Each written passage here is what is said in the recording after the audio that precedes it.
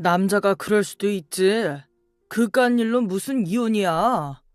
이혼도 젊고 어릴 때나 하는 거지. 환갑 바라보는 여편네가 이혼은 무슨. 그동안 속아온 것도 억울한데 너같이 금수만도 못한 놈이랑 지금 같이 살라는 거야? 아, 굳이 이렇게까지 해야 돼? 자식 앞에서 부끄럽지도 않아?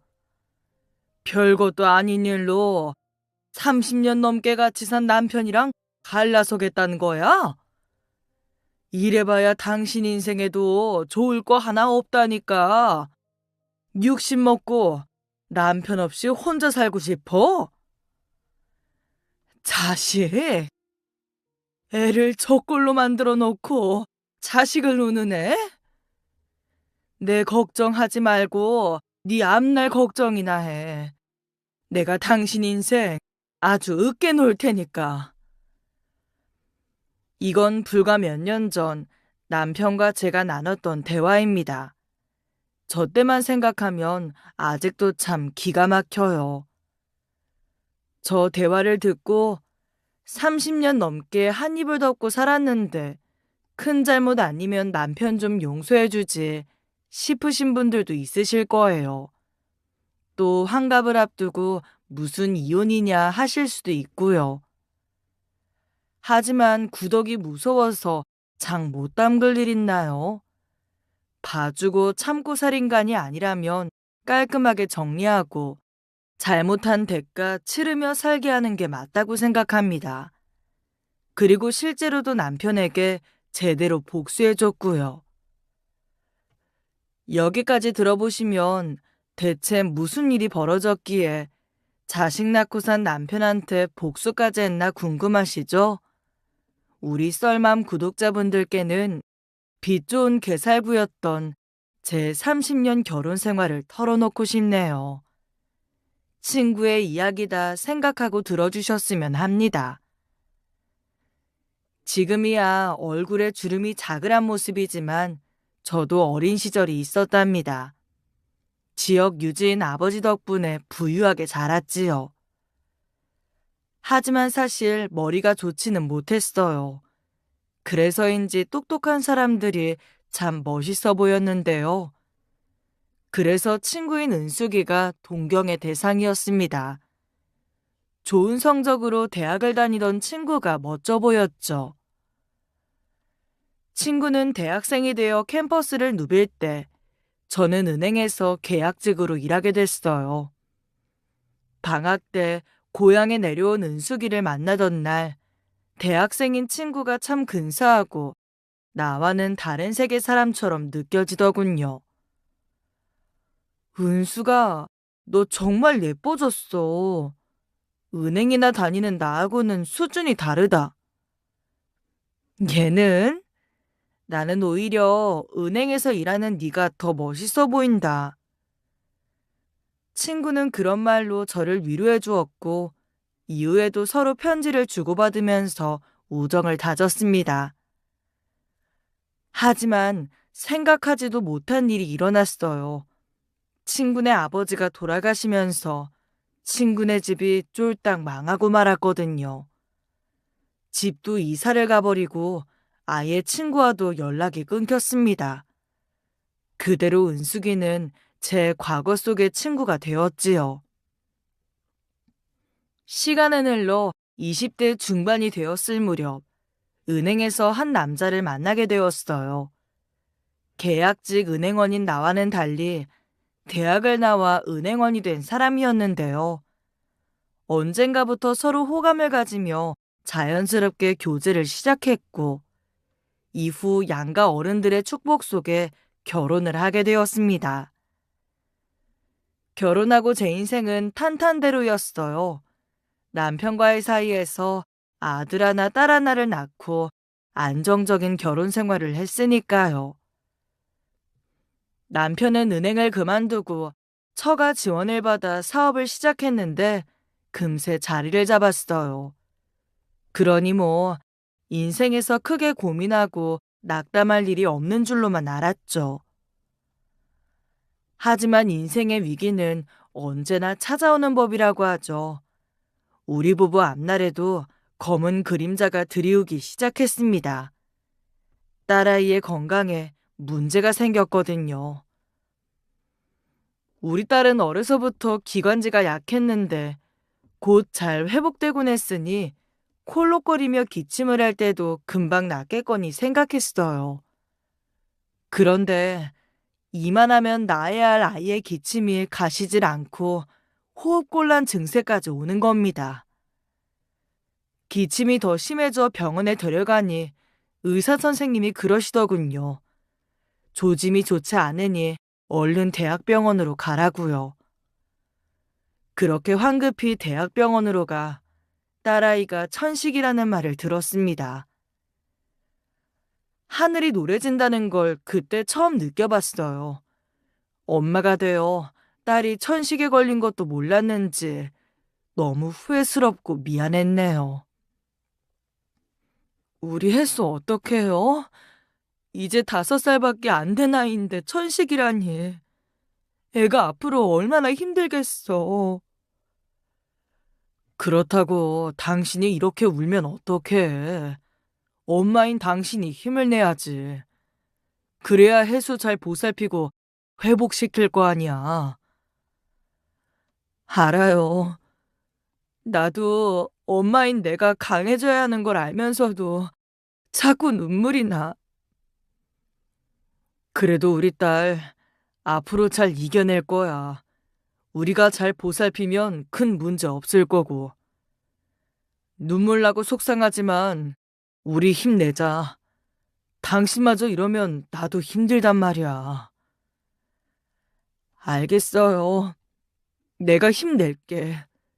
내가 우리 혜수 꼭 건강하게 만들 거야.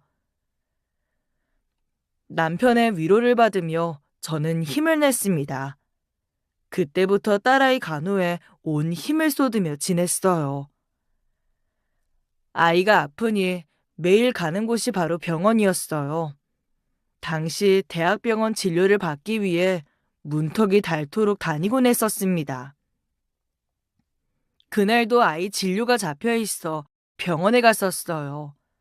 화장실을 쓰기 위해 들어갔더니 청소 아주머니가 세면대를 닦고 계셨는데요. 그러다 물이 옆 사람에게 튀었는지 청소 아주머니를 향해 막 화를 내더군요. 이봐요. 눈을 어디다 두고 청소하는 거예요? 세면대 물 하나도 똑바로 못 닦아요? 나한테 다 튀겼잖아요. 제가 빨리 닦으려다 보니까 실수를 좀 했나 봐요. 정말 죄송합니다. 죄송하면 다야. 이게 얼마짜리 옷인데. 아줌마가 이거 물어낼 거예요? 그 여자는 쥐잡듯이 청소 아줌마를 잡았습니다. 뭐야, 왜 대답을 못해?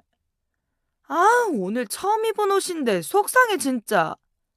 어디서 이런 무식한 청소 아줌마한테 잘못 걸려가지고. 옷 상하면 어쩔 거야, 이거. 그 여자의 말을 듣는데 제가 다 화가 나더라고요. 물 하나 튀었다고 청소 아줌마를 무시하는 걸 참을 수 없어 제가 나섰습니다.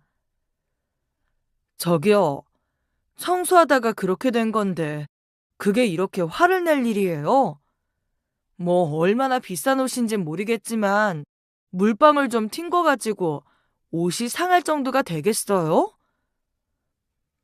이 아줌만 또 뭐야? 당신이 뭔데 나서? 당신도 못 배운 청소 아줌마랑 한패야?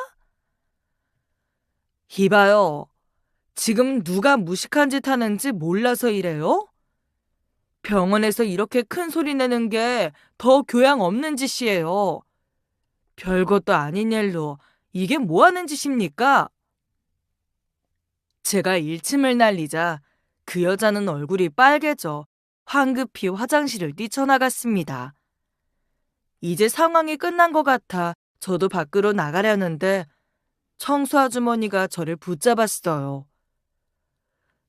저기, 방금은 정말 감사했습니다. 고맙습니다. 아니에요. 뭘 그런 걸 가지고 신경 쓰지 마세요. 그 말을 마치고 뒤돌아 나오려는데 청소 아주머니의 얼굴이 눈에 들어왔습니다. 어디서 많이 본 듯한 얼굴이었어요. 자세히 들여다보니 청소 아주머니는 다름 아닌 제 친구였습니다. 10년 전 연락이 끊긴 제 친구 은숙이요. 어머, 너 혹시 은숙이 아니니? 은숙이 맞지? 최은숙. 얘, 나야 경혜. 나 못 알아보겠어? 어? 오랜만이다. 잘 지냈지? 그럼 내가 너 얼마나 보고 싶었는지 알아? 어쩜 이런 데서 다 만나니? 저희는 커피 한 잔을 마시며 그간의 이야기를 나눴습니다. 친구는 집이 망하고 다니던 대학도 자퇴하면서 자신의 처지가 부끄러워 제게 연락하지 못했다고 털어놓았어요. 그리고 자신이 왜 병원에서 청소 일을 하고 있는지도 고백했습니다. 애 아빠가 밥벌이도 안 하고 술만 마시는 놈이었대요. 그 사람과 이혼하고 자식 키우느라 이런 일을 한다며 씁쓸하게 웃더군요. 지금 내 신세 많이 한심하지? 전교 1등에 대학까지 들어간 잘 나가던 내가 병원 청소부를 하니 우습지 뭐. 은숙이 네가 뭐가 어때서 그래? 이렇게 당당하게 잘 사는 거 얼마나 보기 좋은데. 그렇게 말해줘서 고맙다. 그나저나 경혜 넌 어떻게 지냈어? 결혼은 했어? 여기 병원은 왜 온 거야?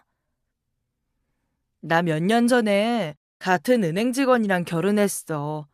아들 하나 딸 하나 낳고 살고 있고. 근데 우리 딸이 천식이래.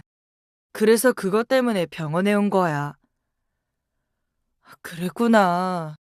아직 몇 살 안 됐을 텐데 애가 고생이네.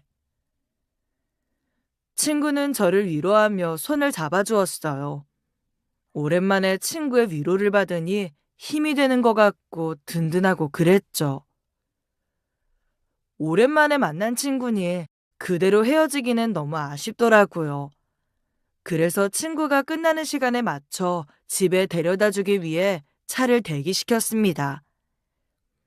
그때 남편이 병원 다니는 저와 딸을 위해 편하게 다니라고 기사를 붙여줬는데 친구가 그걸 보더니 깜짝 놀라더라고요. 경혜야, 너 기사까지 있어? 남편이 은행 다닌다면서 벌이가 그렇게 좋아? 아님, 너희 아버지가 기사 붙여주신 거야?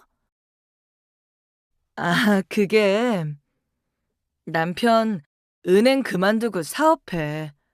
나랑 딸이랑 병원 다닐 때라도 편하게 다니라고 차 내준 거야. 내 친구 진짜 부잣집 사모님이네.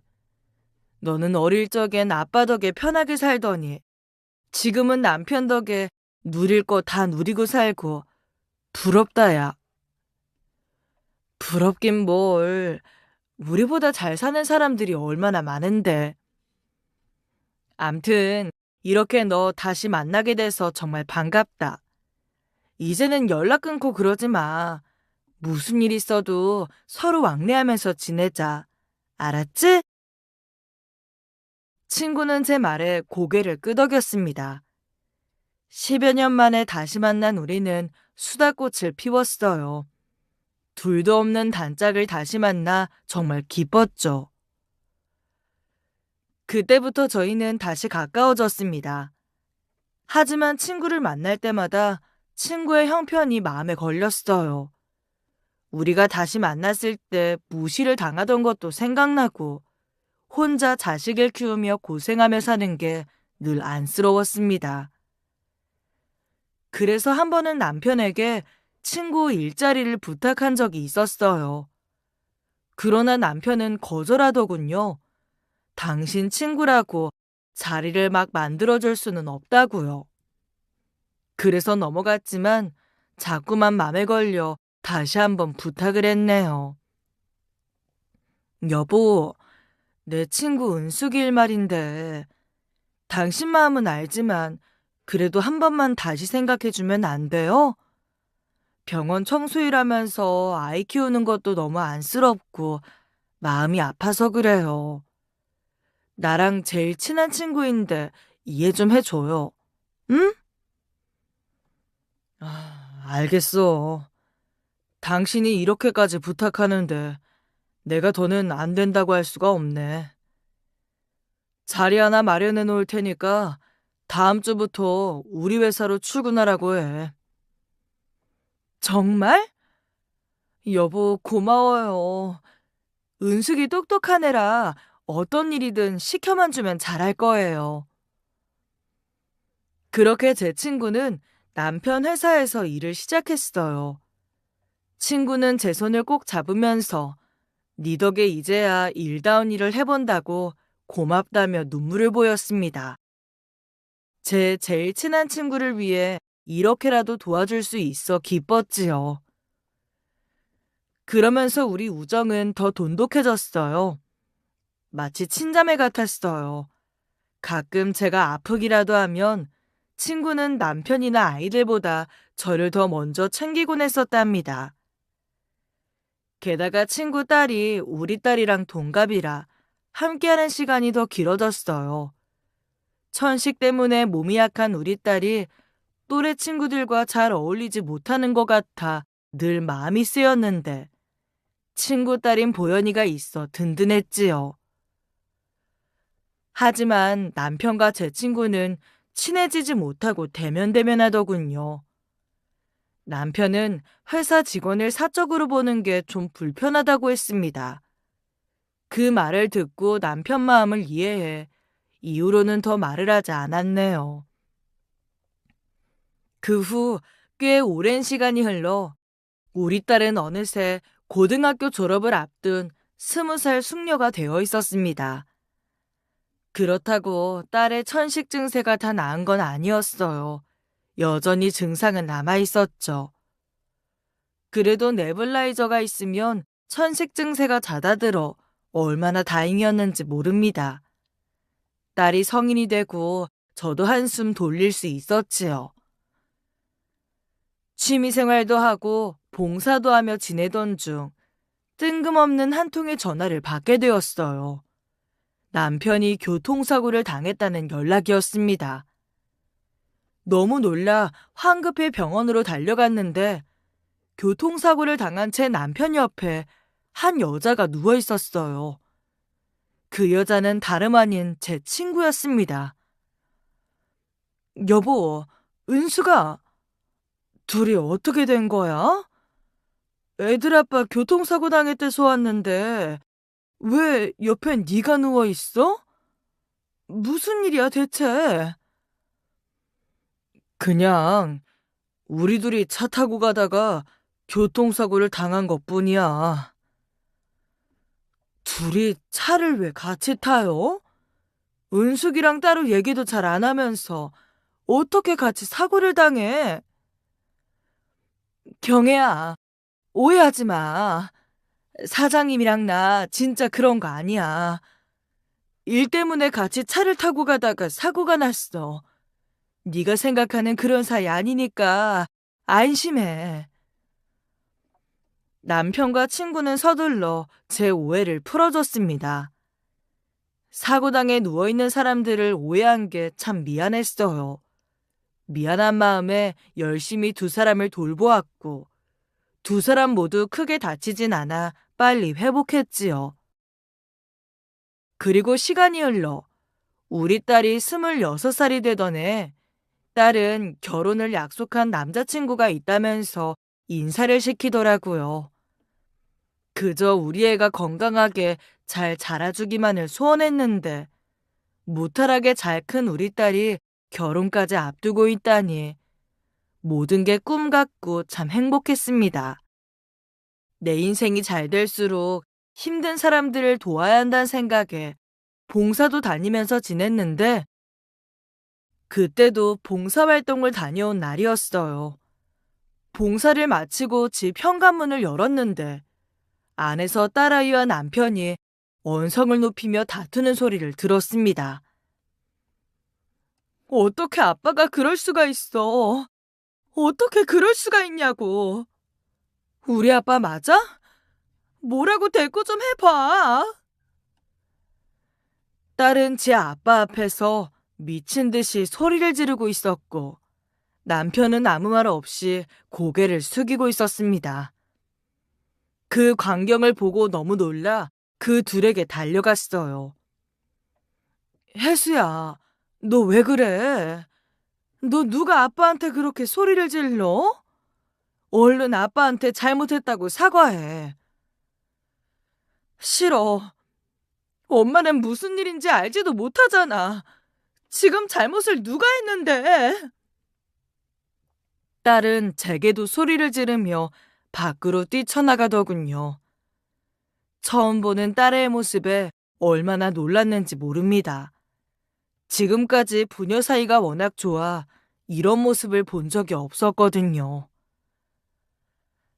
몇 시간 뒤 딸이 들어왔지만 서로에게 눈길조차 주지 않았어요.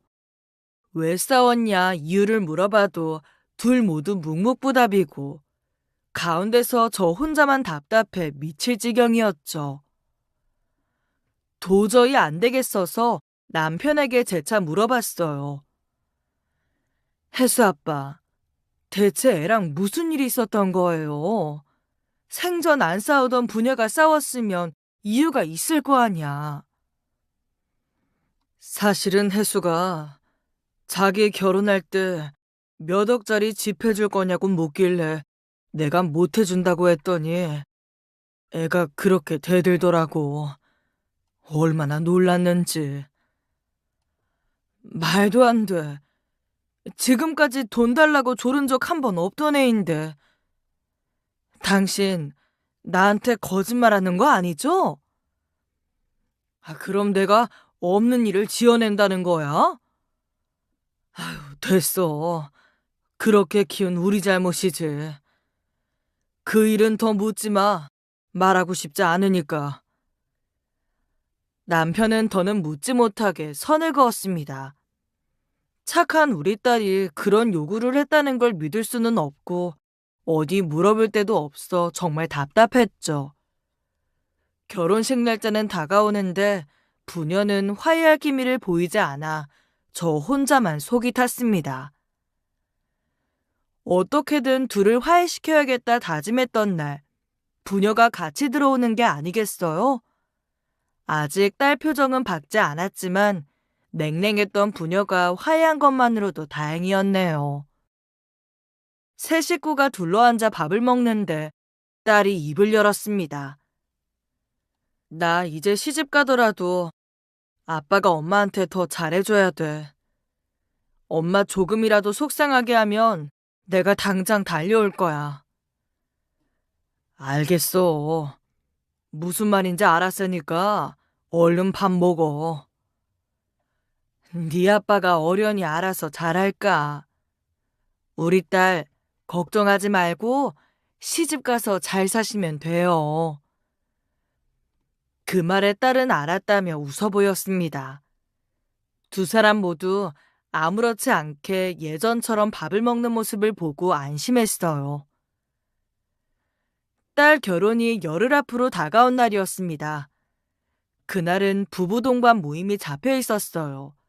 딸 청첩장도 주고 겸사겸사 사람들도 만나기로 했죠. 하지만 남편은 급한 회사 일이 생겨 함께 가지 못했어요. 아쉬웠지만 저 혼자라도 참석해 숙소에서 혼자 잠을 청했습니다. 피곤했는지 깊게 잠들었는데 휴대폰 벨소리가 들려왔어요. 전화를 건 사람은 남편이었습니다. 당신 무슨 일이에요? 지금 시간이 몇 시인데 무슨 일이 있어요? 그게 큰일 났어, 여보. 우리 혜수가 쓰러졌어. 지금 병원이야. 얼른 와. 남편과 전화를 끊고 제 이성도 끊겨버린 것 같았습니다. 딸이 있다는 병원까지 미친 듯이 달렸어요. 병원에 도착하니 남편은 물론이고 제 친구와 친구 딸까지 한자리에 다 와 있더군요. 딸은 급히 병원으로 옮겼지만 아예 의식이 없는 상태였어요. 혜수 아빠, 우리 혜수 왜 이래요? 오늘 장서방 만나서 데이트한다고 했던 애가 왜 쓰러진 거예요? 설명 좀 해봐요. 내가 일 때문에 급히 옷을 갈아입어야 돼서 집에 들렀거든. 근데 혜수가 장소방 만나러 간다고 하더라고. 그래서 그런 줄 알고 옷 갈아입고 바로 나왔어. 근데 돌아보니까 마당 계단에 혜수가 쓰러져 있는 거야. 계단에서 구른 건지 머리에 피도 나 있고. 그래서 곧바로 병원으로 옮겼어. 얼마나 놀랐는지. 그때였습니다. 옆에 있던 친구와 친구 딸이 나섰어요. 맞다. 아까 해수 옆에 네블라이저가 떨어져 있던데? 뭔가에서 보니까 네블라이저였어. 엄마, 나도 그거 본 것 같아. 이모 맞아요. 네블라이저 떨어져 있었어요. 혹시 해수가 갑자기 천식 증세가 와서 숨을 쉴 수가 없으니까 계단에서 구른 거 아닐까요? 그러다 네블라이저도 떨어지고. 그러게, 그럴 수도 있겠어. 경혜야, 우리 보현이가 말한 게 맞는 것 같다. 갑자기 증상이 와서 그런 모양이야. 그래, 갑자기 숨쉬기가 어려우면 그럴 수도 있지. 근데 우리 혜수가 쓰러져 있는 걸 봤어? 그러고 보니 너희가 어떻게 나보다 먼저 병원에 와 있어? 여보, 실은 내가 너무 무서워서 보현 엄마랑 보현이한테 연락했어. 당신이 오는 건 한참 걸리고 누구한테라도 도움을 청해야 할 것 같아서. 그나저나 우리 애서 어떡해? 의식이 없는 것 같은데 저대로 못 깨어나면 어떡해? 우리 딸 잘못되면 나 못 살아. 남편은 저를 붙잡고 울었습니다. 남편이 무너지니 저까지 주저앉고 싶은 심정이었어요. 그러나 저마저 무너질 수는 없었네요. 어떻게든 정신을 붙잡아야 했죠. 금방이라도 깨어날 것 같았던 딸은 일주일, 한 달이 지나도 여전히 깨어나지 못했습니다. 딸이 다칠 때 머리 손상이 심해 깨어나지 못했고 그대로 식물인간 상태가 되고 말았어요. 당장 열흘 뒤에 결혼을 앞두고 있던 애가 이게 무슨 날벼락인지요. 우리 딸이 무슨 잘못을 했다고 이런 시련을 주시는지 하늘을 원망하며 하루하루를 살았습니다. 식물인간 상태로 누워있는 딸 대신 사위와의 관계를 정리하며 참 많이도 울었습니다. 그렇게 딸이 식물인간이 된 채 5년의 시간이 흘렀어요. 5년이 되니 주위에서 딸을 포기하라며 한마디씩 하더군요. 심지어 남편과 친구까지 저를 설득했어요. 혜수 이렇게 된 것도 벌써 5년이야. 이미 죽은 거나 다름없다고. 그러니까 이제 혜수 보내주자. 당신 할 만큼 했어. 그래 경혜야. 이건 네 남편 말이 맞아. 식물인간으로 누워있는 거 혜수한테도 못할 짓이야. 그러니까 이제 좋은 데로 보내주는 게. 당신이나 은숙이 너나 그런 소리 할 거면 당장 나가. 어떻게 부모가 자식을 포기해? 몇십 년을 누워있어도 내 자식이면 포기하지 말아야지. 당신 혜수 아빠 맞아? 어떻게 혜수를 보내주자는 말을 해? 은숙이 너도 그래. 너도 자식 있는 엄마면서 네 일 아니라고 막말하는 거야? 경애야, 나는 내일이라고 해도 가망이 없으면 자식 보내줄 거야. 너도 생각해봐. 벌써 5년인데 그 정도면 보내줄 줄도 알아야지. 그래, 너는 이성적이고 똑똑해서 그럴 수 있을지 몰라도 나는 절대로 못해. 우리 딸 절대 포기 못하니까 그런 줄 알아. 남편도 모자라 믿었던 친구마저 그런 말을 하니 큰 상처를 입었습니다. 그런데 엎친 데 덮친 격으로 병원에서도 가망이 없으니 다른 곳으로 옮기라고 하더라고요.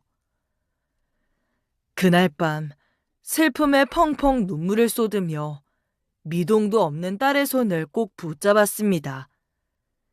그러다 저도 모르게 잠이 들었나 봐요. 한참을 자고 있는데 제 손이 가려운 게 느껴졌어요. 그래서 눈을 뜬 순간 너무나도 놀라 뒤로 나자빠질 뻔했습니다.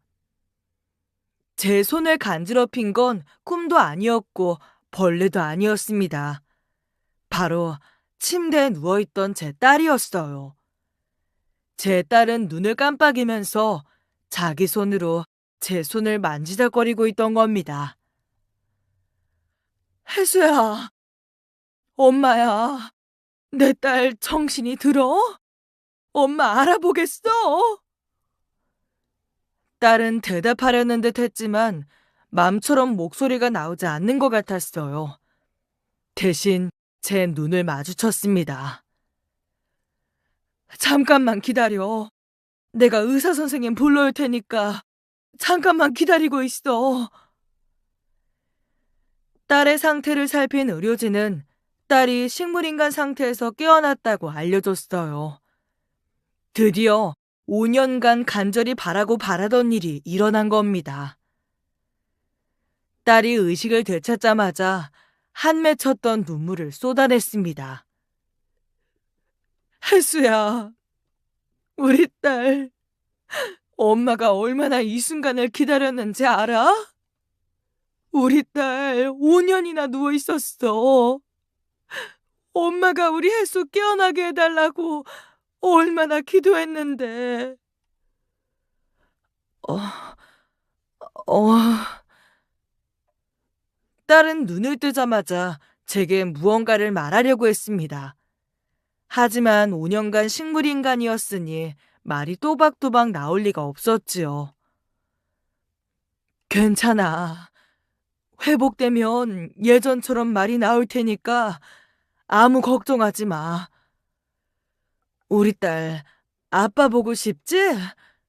너 깨어났다니까 아빠가 바로 오신대. 남편의 이야기가 나오자마자 딸은 표정을 일그러뜨리며 고개를 내저었어요. 그러던 중 남편과 친구 그리고 친구의 딸까지 병실에 도착했네요. 혜수야, 혜수야 아빠 왔어. 우리 딸 아빠 알아보겠어? 이제 정신이 좀 들어. 우리 혜수 드디어 깨어났구나. 나 은숙이 아줌마야. 여긴 네 친구 보현이고. 우리가 너 깨어나게 해달라고 얼마나 기도했는지 알아? 정말 다행이다. 남편은 딸을 끌어안고 울었고 친구와 친구 딸도 옆에서 울먹였습니다. 그런데 세 사람을 본 우리 딸 반응이 이상했습니다. 아, 아! 우리 딸은 마치 짐승처럼 소리를 지르면서 몸을 벌벌 떨었습니다. 세 사람이 병실에서 나가자 그제야 제 딸은 비명을 멈추었고 안정이 됐는지 금세 잠이 들었어요. 그리고 의식이 깨어나기 전처럼 깊은 잠에 빠졌습니다. 의식을 되찾은 다음 날부터 딸은 제게 뭔가를 말하려고 했어요. 하지만 아직 발음이 부정확했고 엄마와 아빠란 단어만 반복할 뿐이었네요. 제 아빠를 찾는 것 같아 불러줬더니 정작 아빠를 보고는 또 소리를 지르며 몸을 벌벌 떠는 게 아니겠어요. 거기다 친구와 친구 딸이 왔는데도 경기하듯 떨며 몸을 숨겼습니다. 세 사람은 매일같이 병원에 출근 도장을 찍었지만 딸의 반응은 달라지지 않았어요. 여전히 그 셋만 보면 소리를 지르고 몸을 떨었지요. 하지만 그 셋만 없으면 딸 상태는 너무나 안정적이었습니다. 병원에서도 인지나 언어 능력 모두 잘 회복하고 있다고 했고요. 딸 반응이 걱정은 좀 됐지만 일시적인 거라 생각하며 넘어가려던 찰나였습니다. 딸은 제게 자기 휴대폰을 갖다 달라고 부탁하더군요. 딸애가 사고 당시 갖고 있던 짐은 제가 잘 보관하고 있었거든요. 제가 휴대폰을 가져다 주니 딸은 아무 말 없이 그걸 받아들었습니다. 그리고 하루가 지났어요.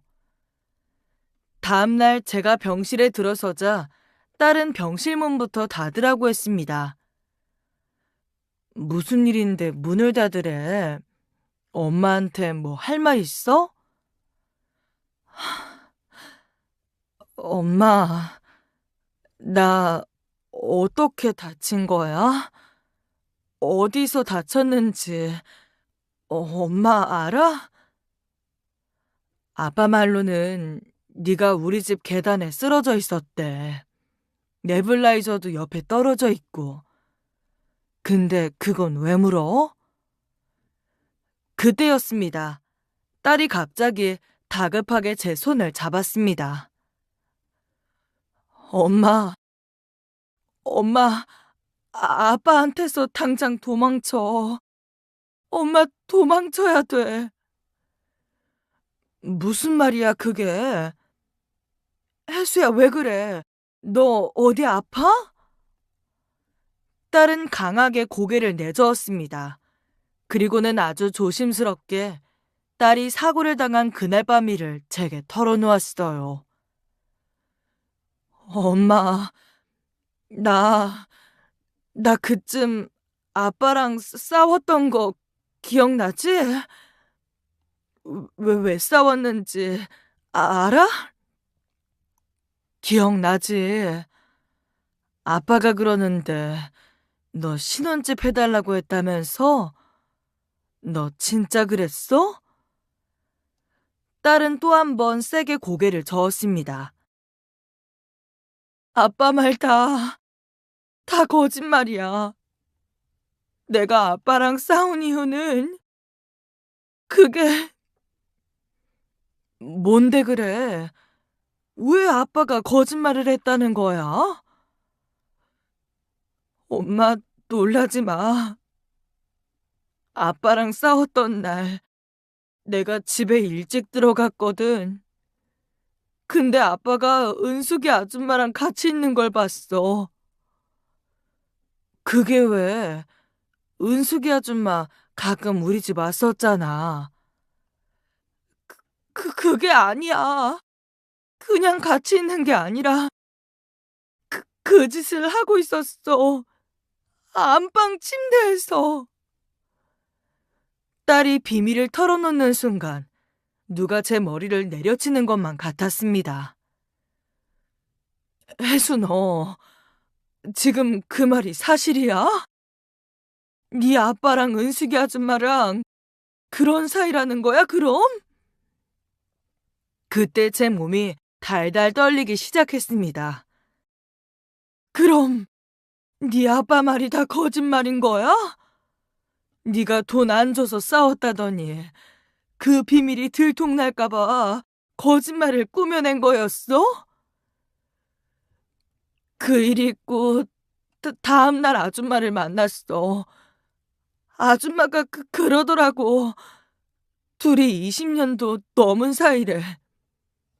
아빠 회사에 취직시켜준 그때부터 아빠랑 그 아줌마 대면대면한 이유가 있었던 거야.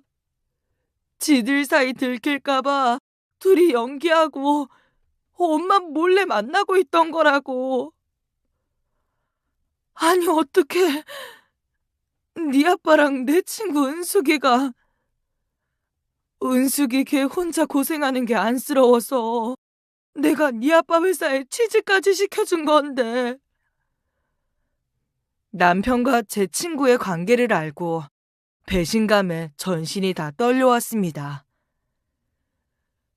아빠가 아줌마랑 끝낸다고 그랬어. 그러면서 엄마를 위해서라도 화해하자고 하길래 풀었던 거야. 엄마가 상처받는 게 싫으니까. 그리고 그런 줄 알았어. 왜 엄마한테 미리 말 안 했어? 엄마가 알았으면 그것들 가만 안 뒀을 텐데. 엄마 미안해.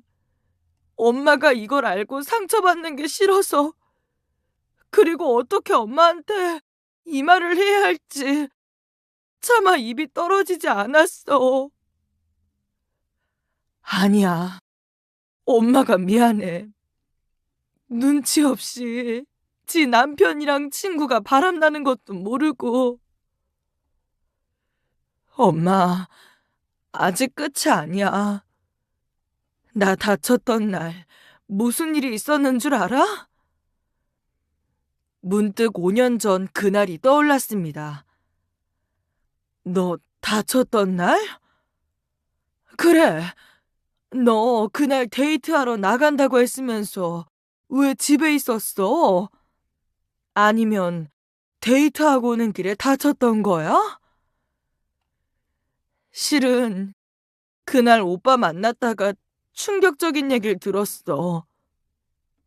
보연이가 오빠한테 접근해서 둘이 만났다는데 너무 화가 나더라고. 그래서 보연이네 집에 찾아갔었어. 뭐? 보연이 그년이 장서방을 만났었어? 나쁜 년. 지가 어떻게 너한테 그런 짓을 해? 그래서 열받아서 따지러 갔는데 그 집에 아빠가 있더라고. 가족처럼 다정하게 같이 밥을 먹으면서. 내가 차라리 이혼하라니까 돈 많은 네 엄마를 왜 버리냐고. 이혼은 안 할 거니까 엄마한테는 비밀로 하래. 진짜 우리 아빠가 맞나 싶었어. 나쁜 인간. 그것도 애비라고. 근데 보연이는 뭐래? 너한테 사과는 했어? 보연이가 그랬어.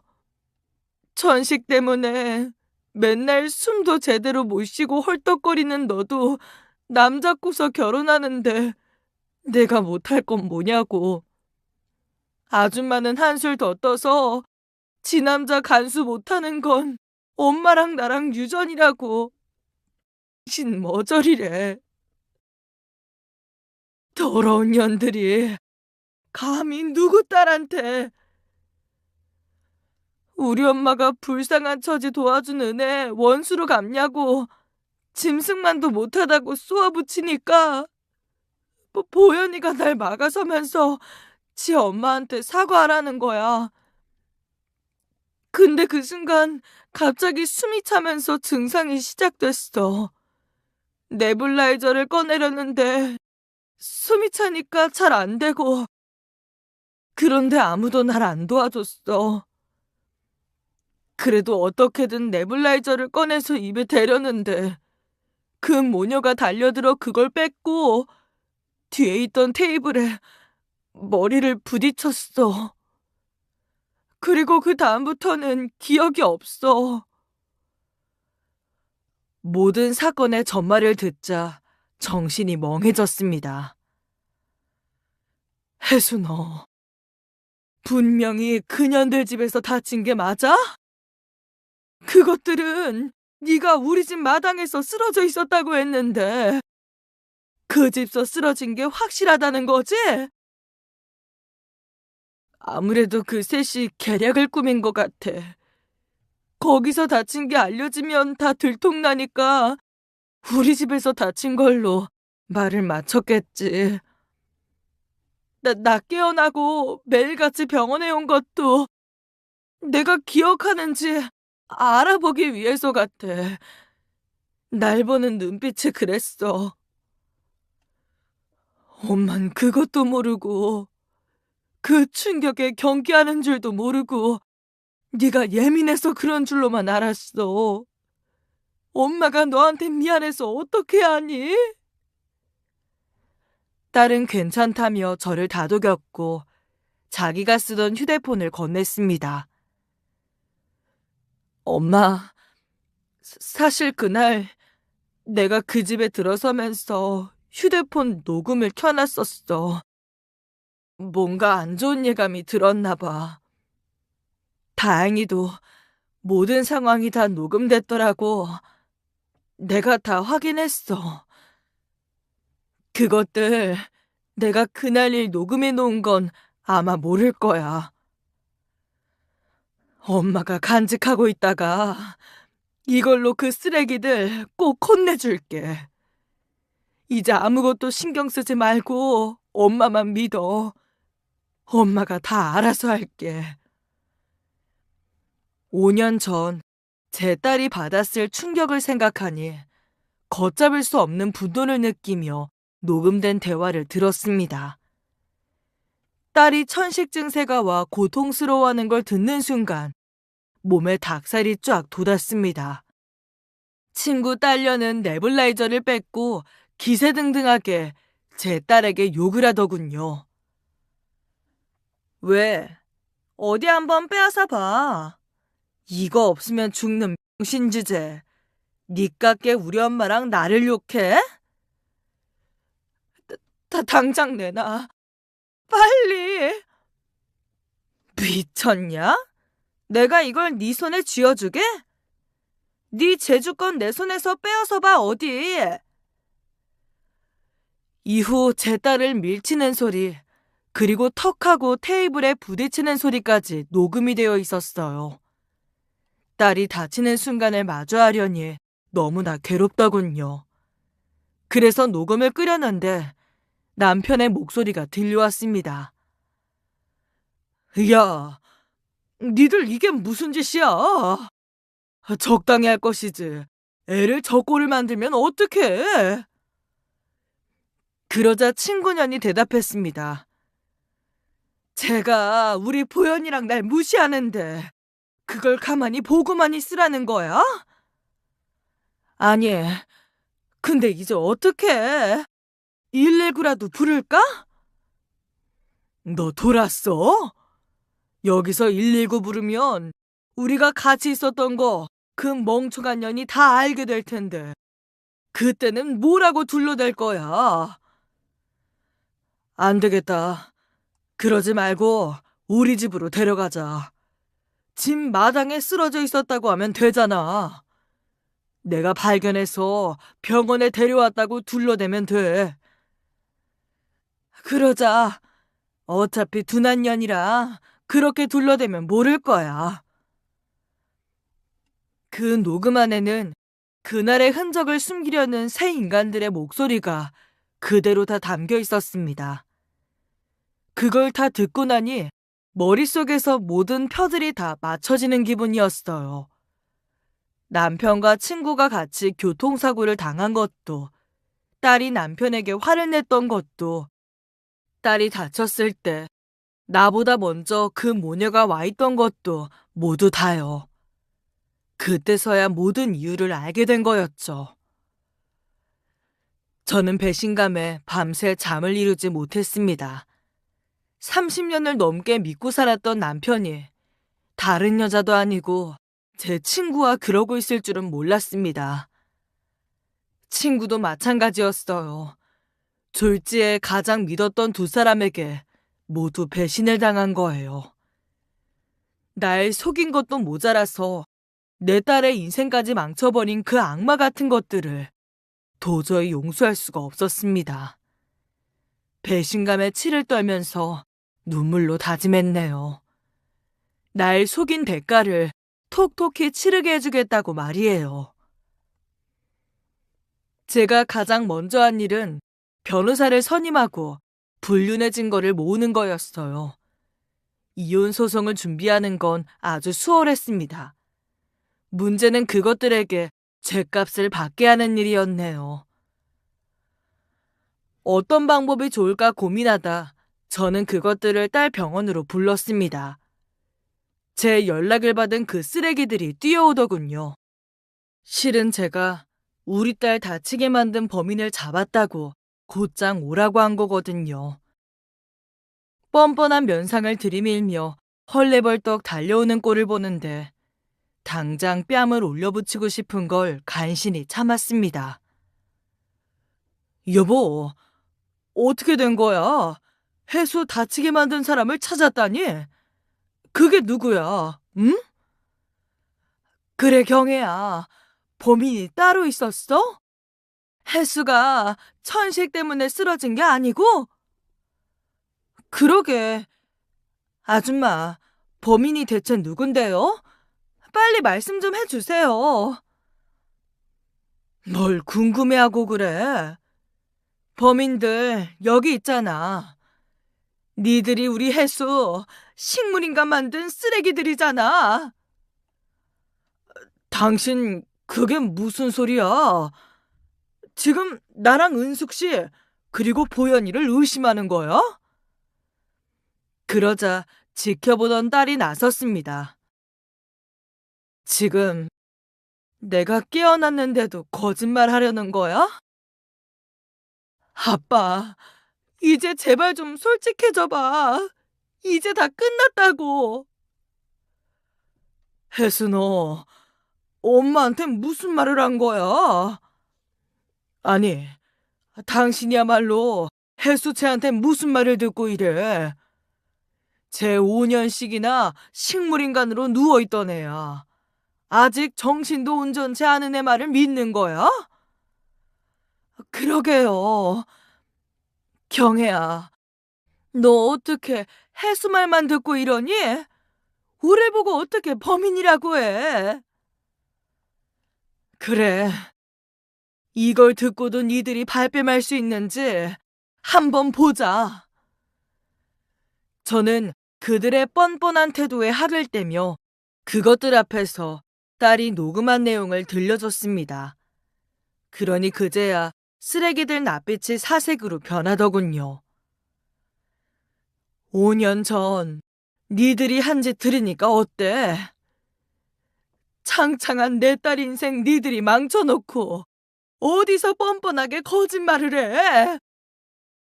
니들만 아니었어도 우리 해수 그렇게 될 일 없었어.